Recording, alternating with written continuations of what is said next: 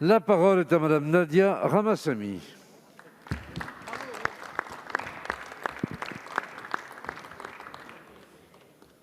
Merci, Monsieur le Président.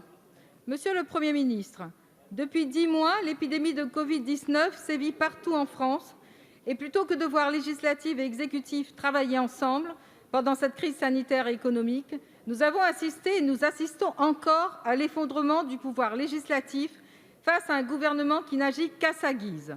Monsieur le Premier ministre, dans quelle République vit-on lorsque le pouvoir exécutif s'impose en seul et unique créateur de droit ? Dans quelle République vit-on lorsque le gouvernement exploite les failles de notre Constitution afin d'évincer le Parlement ? Chaque jour, dans l'hémicycle, à l'occasion de propositions ou de projets de loi, les Français constatent vos excès. Les conseils de défense se succèdent sans consultation du Parlement. Peut-être pensez-vous que le Parlement est incapable de gérer cette crise. Un ministre demande à des députés de sortir de l'hémicycle lorsque ses propos se heurtent à des contestations.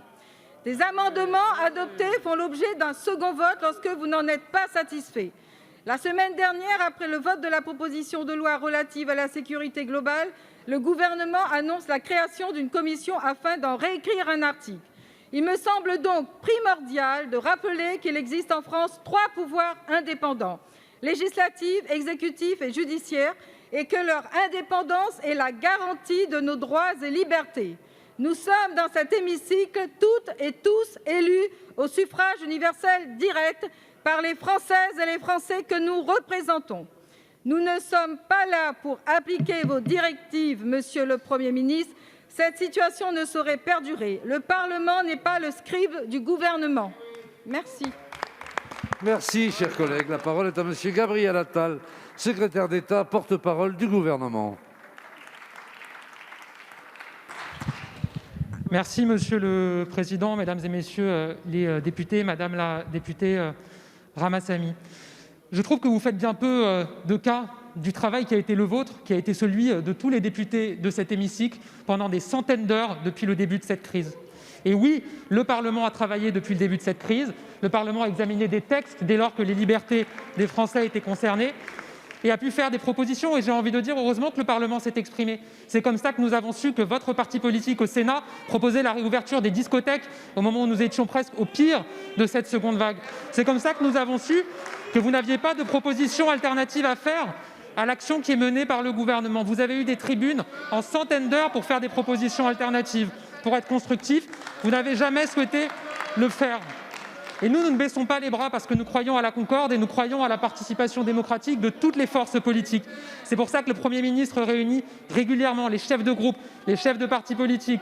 C'est pour ça que nous avons mis en place un comité de liaison avec des représentants de chaque groupe parlementaire qui pourront participer à la gestion de cette crise avec le gouvernement. Il se réunira 2 fois par mois. C'est pour ça que nous travaillons avec les parlementaires, avec la commission des lois, autour de la proposition de loi sur la sécurité globale que vous avez évoquée. Oui, la commission des lois va proposer une nouvelle réécriture, évidemment en lien avec la navette parlementaire et avec le respect qui est dû à nos sénateurs qui vont s'emparer de ce texte aussi. C'est comme ça que fonctionne la démocratie, nos institutions. On a l'impression, en entendant certaines interventions, qu'on découvre la navette parlementaire. Non, c'est normal, un texte peut être travaillé à plusieurs étapes de son examen, et c'est ce que nous portons. Alors, Madame la députée, vous avez passé tout un temps à refuser de faire des propositions constructives pour nous aider à gérer cette crise. Aujourd'hui, vous utilisez un écran de fumée institutionnelle pour continuer à ne pas faire de propositions. Vous auriez pu utiliser cette question pour en faire. Malheureusement, à nouveau, vous n'avez pas été au rendez-vous. Merci, Monsieur le ministre. Madame la députée, 13 secondes. Mais surtout si vous la laissez parler, allez-y.